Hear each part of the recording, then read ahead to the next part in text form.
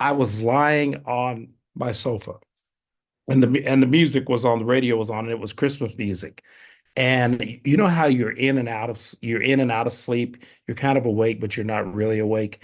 And every song I heard depressed me.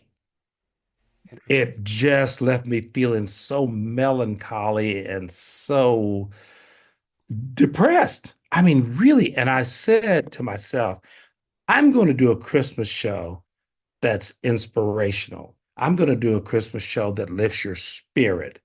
And that's when I decided to do this show, was that I decided I was going to do songs, not your typical old little town of Bethlehem.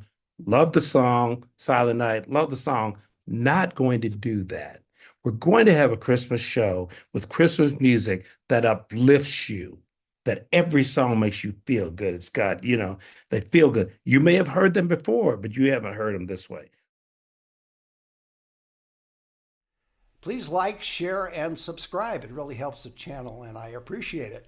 Well, this week on Talk About Las Vegas, my guest is singer, songwriter, musician, dancer, and storyteller Earl Turner, who's bringing another very soulful Christmas to Myron's at the Smith Center December 17th and 18th at 7 p.m. We'll be joined by Elisa Fiorello and Ken Young, two standout performers in their own right.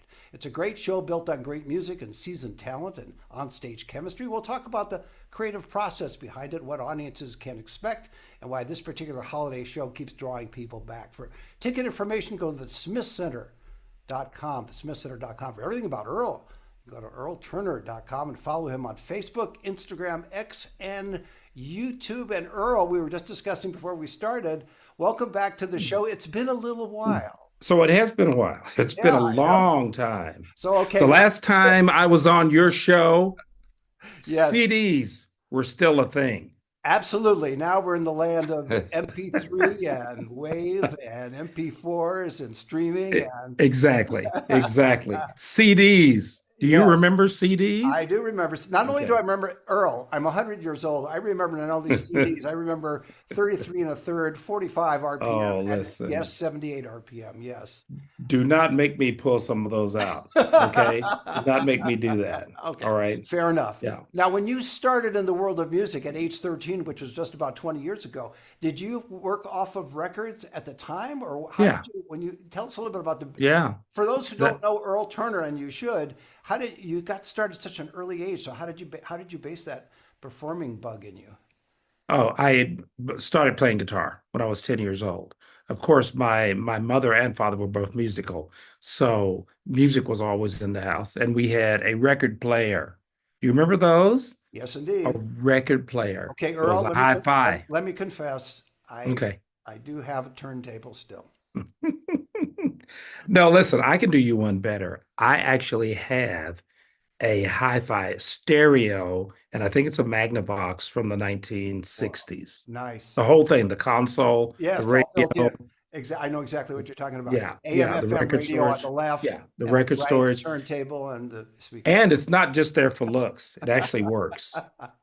It actually works. Yeah. Yeah, you probably have a nice album collection. I only have four LPs left because they're classics, and that's it. I couldn't do it. You know what? I made a horrible, horrible, horrible uh, mistake when we moved to New Orleans for my show down there. I sold all of my albums because they were just in boxes in the house. And I told my wife, I said, you know what? We're never going to play these again. So I sold them all. And I am so sorry. Now I've started to collect again. I probably have maybe 50, but Wow. yeah, I it was terrible, terrible mistake.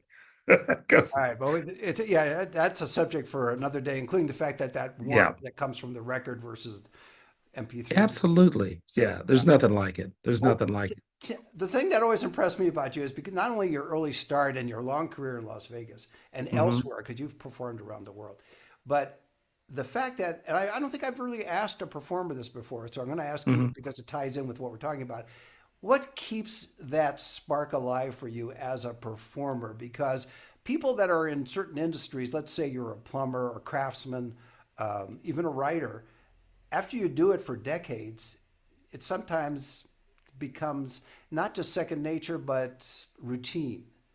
And yet, Yeah. performers are a unique blend of, or performers are a unique brand of people, in that there's something Mhm. in them that keeps them performing, especially Yeah, for sometimes. years and years, for years and Yes, years. I think that first of all, music is an extremely interesting art form.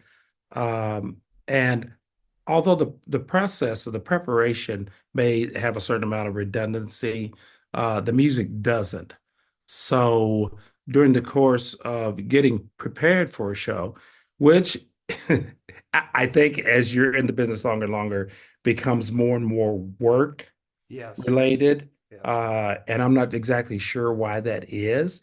I'm perhaps because you've done it so many times, but there's always something in the music that's inspiring or something that you learn that's a little bit different.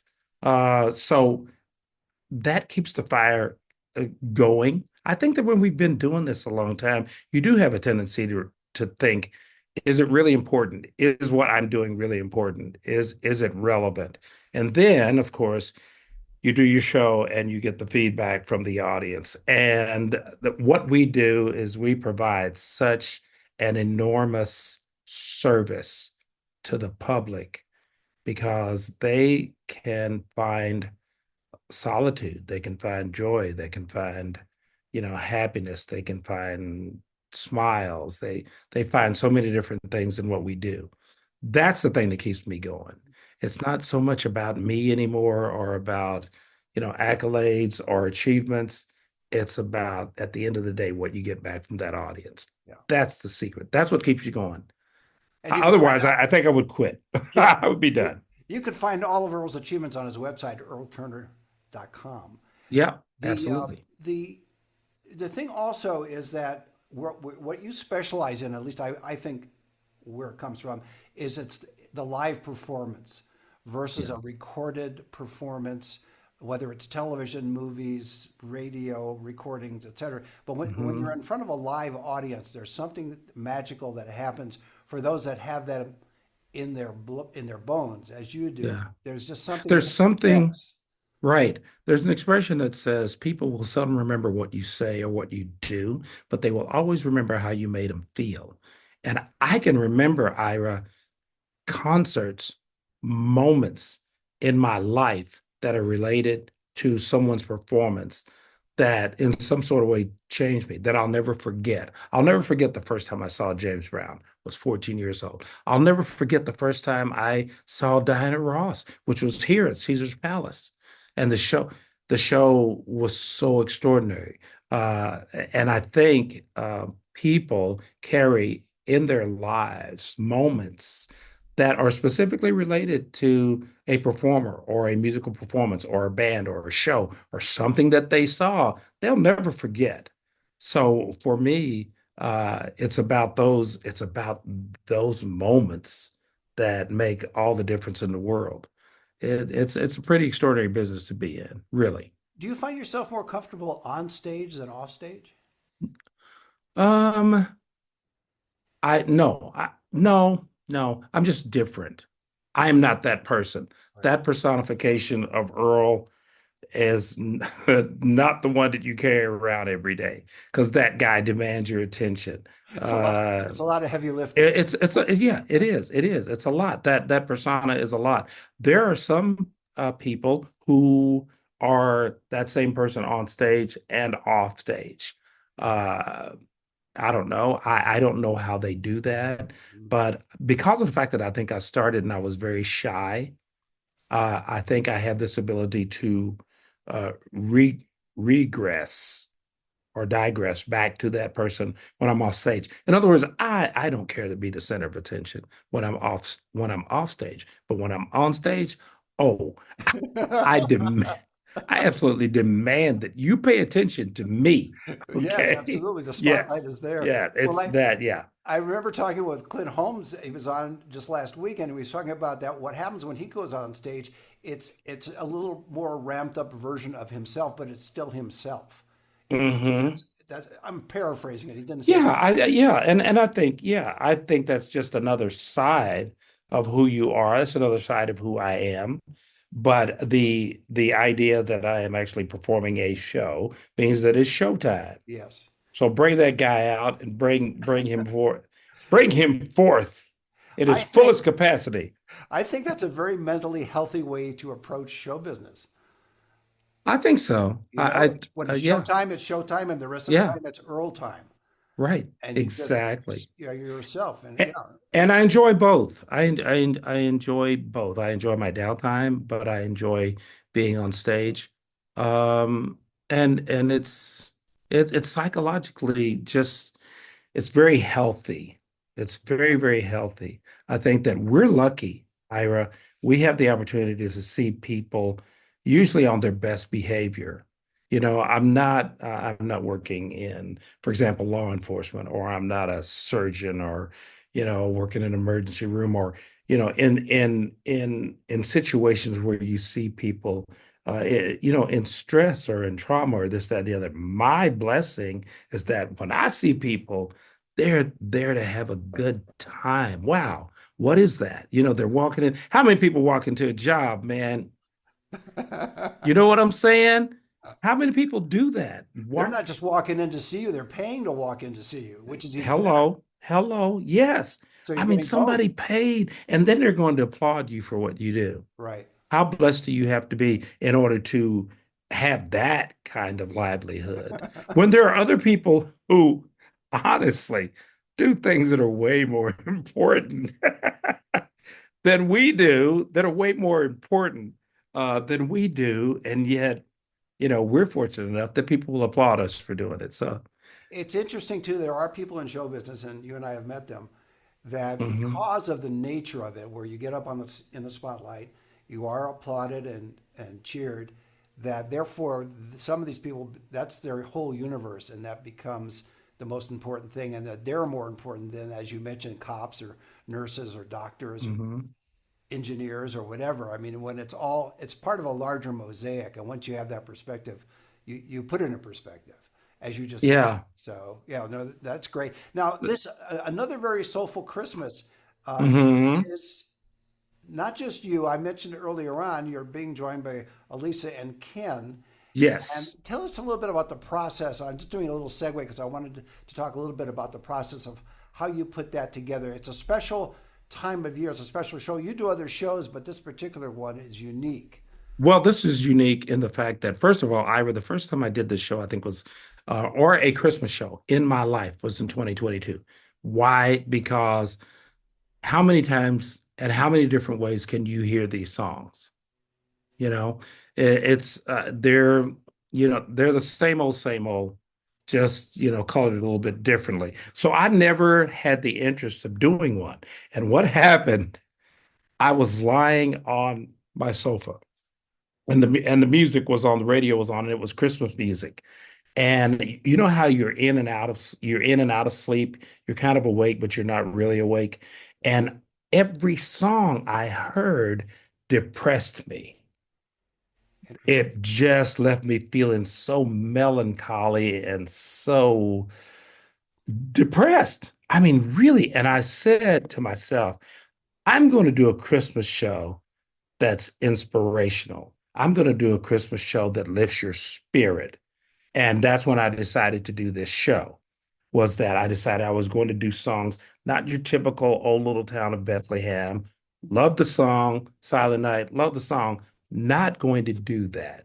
We're going to have a Christmas show with Christmas music that uplifts you, that every song makes you feel good. It's got, they feel good. You may have heard them before, but you haven't heard them this way. So that's how that happened. And then I chose Elisa and Ken because they're two of my favorite singers. If I want to hear great voices, these are two of the people. They're my go-to people. They inspire me with their voices and their talent. So that's how they I invited them. And since that time, I've done two shows. Mhm. They have been with me. They're my team. I know that they're going to deliver these songs. And when you hear them sung by these artists, hey, it's a different ball game. So that's how it came to pass. That's the reason for Yeah. doing the show. And it's also generous of you in the sense that you could obviously, with your background, you could clearly handle the show by yourself. You didn't need anybody Yeah. else, but you're Right. incorporating additional talent, which is why I Right. wanted to bring it out. The fact that you're having the two of them with you, and that's again December 17th and 18th. Yes, And Wednesday. It's Wednesday and Thursday, by the way. right at 7 Hmm. p.m. This Wednesday and Thursday Yep. at 7 p.m. Hmm. When you put it together, and because it's not, as you say, it's not down spirited, it's really uplifting. Hmm. You had to curate. Soulful. Yes, soulful. You had Yes. to curate Soulful. the soulfulness.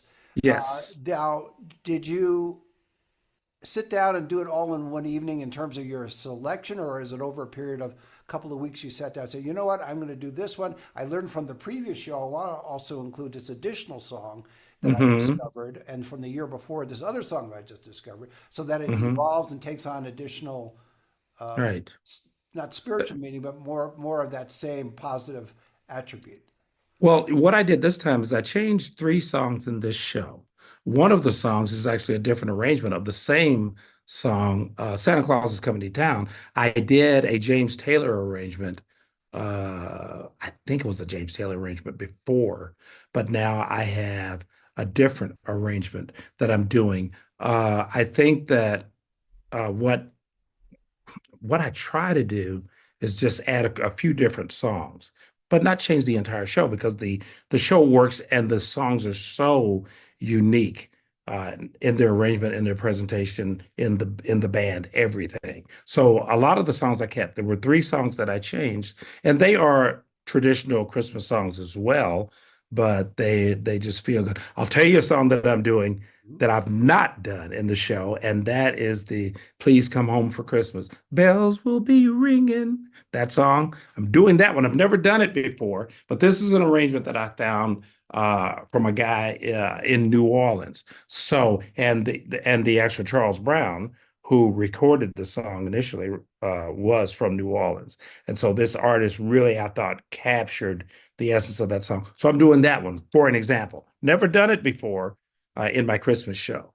But that's what I kind of look for. Do you find too that because you have performed all over the world, you mentioned New Orleans, for example, too, Hmm. you find that people come and people that viewers and listeners of this show are not just based in Las Vegas, but they're around the Hmm. world. Do you find that there are people that will come to see you from other cities because you're in Las Vegas, you're doing a Christmas show, it's that time of year, and they'll be Hmm. coming in to watch Earl Turner perform? So all of a sudden you're surprised by one of the nights you're performing. All of a sudden you go meet people backstage or afterwards out in the lobby, and Joe Hmm. Blow from New Orleans or from somewhere else Right. is there. Right. As a matter of fact, my old sound man from New Orleans is going to be at one of my shows. Just happened he got in touch with my wife. Yeah, I'm always surprised at the people who come specifically from out of town and to see my show. I'm always surprised, and they will come from everywhere, far and beyond. And it's always kind of surprising to see them. I'm like, oh my goodness, well, I didn't know you were coming. Well, they just wanted to surprise us. They just wanted to be a part of it. So Sure. I anticipate that we'll have a number of people, for a number of guests from out of town. I hope so anyway, because this is a special show. You don't get this show except once a year, and you Exactly. definitely don't get it from Earl Turner. So Unless gotta you come. do, unless you do Earl Turner Christmas in July, so you can bring it back during that time. That might That's work. interesting. That's an interesting idea. I Very mean, interesting it's idea. asymmetrical, but it could work just because it's so Hmm. different in that sense. Oh, absolutely. Yeah, Without a doubt. yeah. Yeah. Do you find that you do a little mental switch? We talked about being yourself and then going on stage and the other Hmm. alternatives there. When you're putting this together and practicing and rehearsing, and you're not yet on stage, as you are now in your studio, for those who are Hmm. listening, Earl's in a studio. Do you find that you've got that academic work done? Now you're on stage. Now there's the Hmm. physicality, there's the vocalizing, there's etc. And you're in the actual venue. Do you find that that dynamic takes over for you? Oh, absolutely. Oh, yeah. There's a switch. There's a Yeah. switch that's turned on. Absolutely. The energy in the room. The great thing about performing at home, Ira, is that you walk out and people are glad to see you. They're looking forward to seeing what you're going to do and how you're going to do it. They know you. You don't have to. By contrast, when I perform on cruise ships, the majority of the audience will not have ever even heard of me before. So there's a certain amount of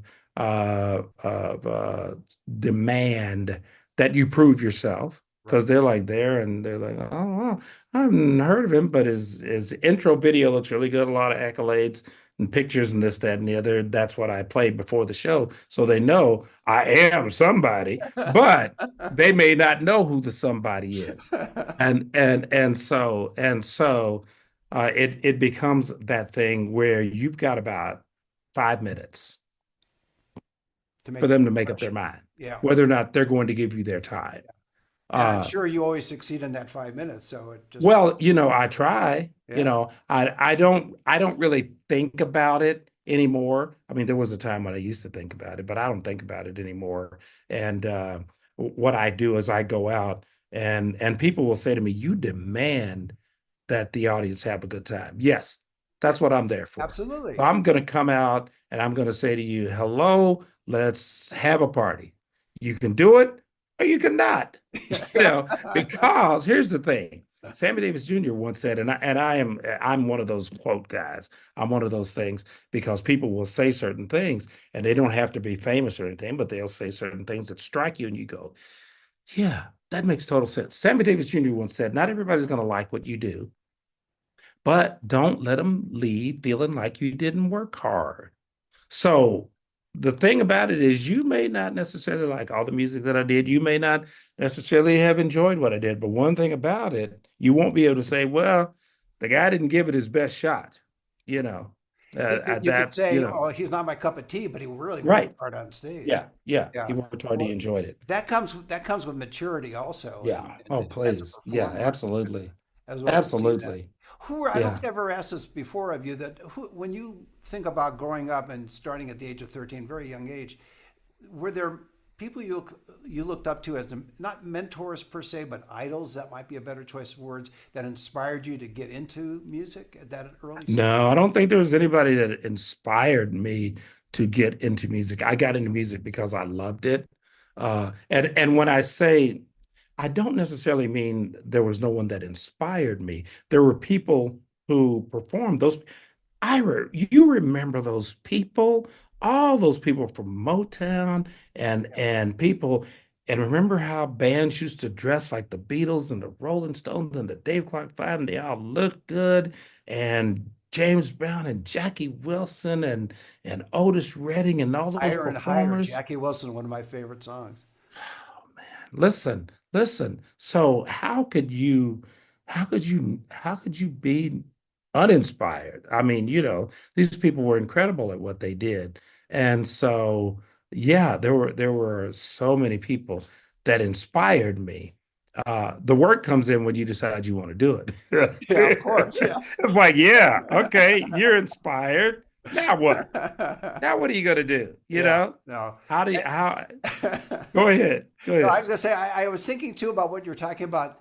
It has to be challenging because you're such a good performer and you go into a venue or a location where people don't necessarily know who you are. And it's not that you have to prove yourself because you already know yourself. It's not that. Like you said, you're Yeah. going to get them in the first 5 minutes, or you're not going to get them in the first 5 minutes, but you're going to Right. work hard. That's You're fine. gonna work hard. But Yeah, you're gonna work hard. it's gotta be tricky in the sense of, and I think it's always that way these days. In other words, the media is so fragmented Oh, that absolutely. with Absolutely. some rare exceptions, I think performers have to consider Well, themselves yeah, yeah. lucky to be performing, and if they are not recognized in Right. one venue, it doesn't matter because they've been working for decades. If that makes sense. I am a very specific, I have specific expectations of people who are on a stage, which is probably the reason I don't watch the talent shows. I don't watch The Voice and I don't watch American Idol. Why? Because because my question is, okay, you sing. Oh, you sing really well. You sing your butt off. So, Yeah. What happens next? so, Yeah. so what? Because when you watch those shows, you see some extraordinary. Listen, let me tell you something. I know people in this town who belong on those shows, who would blow those people away, not only because they have the voice and the technique and the style, but they also have the ability to stand on stage and command it. These kids, they don't have that experience. And you can't buy that experience. And you can't teach it. It's got to come from somewhere else to get up there and take ownership of that stage. And listen, okay, so you got a great voice. So you sing your face off. What for me, I'll sit there and listen to you for a few songs, but if you're not performing, if you're not giving me something to look at, if you're not giving me something besides your voice, I gotta go. So and I feel, so many people watch those shows and so many people are into that. And my thing is Otis Redding had a unique voice, you know. Mick Jagger has a unique voice. You know, to me, it's difficult to single out these performers today because so many of them sound so much alike and they're singing it the same style and they're riffing and they're doing just hold a note. Just hold a freaking note. Make me feel something from that one word that you say. I don't need you to do all this stuff. I don't need that. I get it, but I don't need it. I need you to just sing. Sing me a song and hold a note. That's all I want you to do. Yeah, that's the key, isn't it? That's the key. Yeah. I know. Can you move me Yeah. with Which that they note? you're going to move them with the note on another very soulful Christmas because Baby, you better yeah, get there. yeah, 7 o'clock. And can I plug myself? absolutely. You have not even enjoyed a Christmas show like you will enjoy this one because it's going to uplift you spiritually, which is what we look for during the Christmas holidays. We want to be uplifted. We want to breathe. We want to be joyful. Come see Earl Turner and friends. Another very soulful. We put that in very soulful Christmas and game over. Before I let you go, I have a Uh-huh. great suggestion for you, which Okay. is have you thought about recording this? Not necessarily this particular these two performances Mhm. at Myron's, but later on as a Christmas album. I remember one person came out to me after the show and they said, I would buy that album. So I don't know. I Well, mean, think I about it. Think about it. I will. I got a few days. I'll think about it. Well, that's a great way Make to it leave it. happen. My guest has Yeah. been singer, songwriter, musician, dancer, and storyteller Earl Turner. Yes. Performing another very soulful Christmas in Myron's the Smith Center, December 17th and 18th at 7 p.m. And joining him are Elisa Fiorello and Ken Young. And for ticket information, go Yes. to thesmithcenter.com, thesmithcenter.com. Everything about Earl, including all his accolades, they're all there. EarlTurner.com, EarlTurner.com. And you can follow him Mhm. on Facebook, Instagram, X, and YouTube. And Earl, thanks for being on the show again. It's my pleasure, and it's good to see you again. Same here. Happy holidays to Happy you, holidays. See you my next friend. time.